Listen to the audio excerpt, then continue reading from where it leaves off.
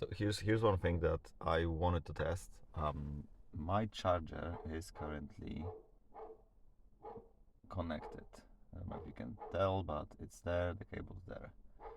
It's connected, but because there was a power outage, it's off. And the connector, there's a small screen on it, it says that it's off. I want to know if I can turn the car on and drive off.